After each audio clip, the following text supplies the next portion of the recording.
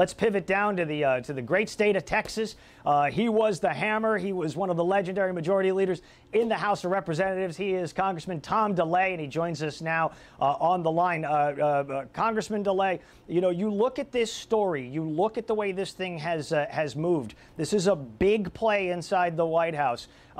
Does this change it up? Or are we looking at a new Trump now? Are we looking at separation? Your reaction to the removal of Steve Bannon as chief strategist? Well, first, Brandon, I have to tell you, I don't know what the inner machinations are inside the White House and with the staff right now. I think that's all up in the air because when Trump brought on John Kelly as the new, the new chief of staff, you had to expect that there was going to be a lot of shakeup and a lot of changes within the staff. So speculating as to what the future holds is going to be difficult until we see the entire staff that Kelly's putting together, and I'm sure we're going to see that before the end of August.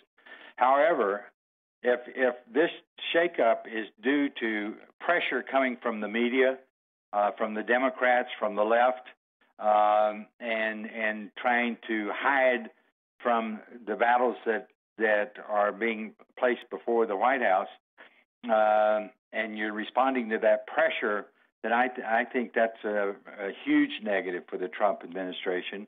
They ought to have the people that they need. They ought to be able to recruit the people that they need, and then let people go do their job. When you look at this, though, and I want to stay on that very point there, Congressman, this could be a little bit of blood in the water. You throw Bannon overboard. You know, we know there's going to be an insatiable appetite to kind of work your way down the chain. Then there isn't there? There are personalities inside this White House that are still regarded as maybe lightning rods. Do you expect that the pressure will now amp up and ramp up against other people on the staff? Well, I just have to say, my small dealings with the White House and with the staff that's at the White House, the thing that I noticed the most was that they were putting people in place that, frankly, didn't know how to work the system. I'm not talking about people that are establishment types. I'm talking about people that really don't understand the system and bring the outside pressure that Trump brings as president of the United States to change that system. You got to know how it works in order to make the changes that you need to make, and blow up Washington D.C. establishment.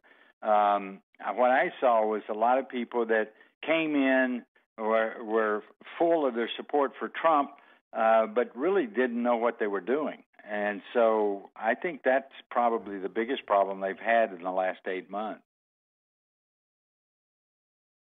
Certainly the idea of, for lack of a better term, a mechanic, somebody who understands how the things operate inside of Washington, D.C., it is a monumental challenge.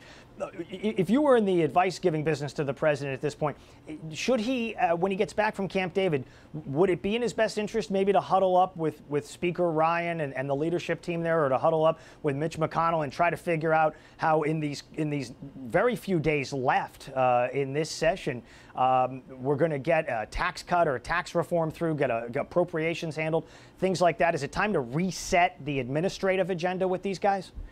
Well, it's time for the president to reset his approach to working with Congress, that's for sure. Congress knows they have to get this stuff done, and what they need is a strong president out there working to get it done. I mean, how many speeches did you see him make on health care out in the real world? Very, very few. His communications operation obviously was out of whack. I like what Peter King had to say. He is the president. He's got the bully pulpit. He needs to go to convince the American people, and through convincing the American people, he will convince Congress what needs to be done. They're just begging him to do that. Where we're sitting right now, his approval ratings are so low, most of these elected officials are out covering their own rear ends. they don't have a president to give them the political cover, so they're out there doing their own thing within their own state or within their own districts, and that's not good. The president needs to get re-engaged and re-involved and lead. Congressman Tom DeLay, they called him the Hammer. He's one of my favorites there in the House when he was the majority leader. Thank you so much for coming on today. We appreciate your insight, sir. My pleasure. Thank you. Let's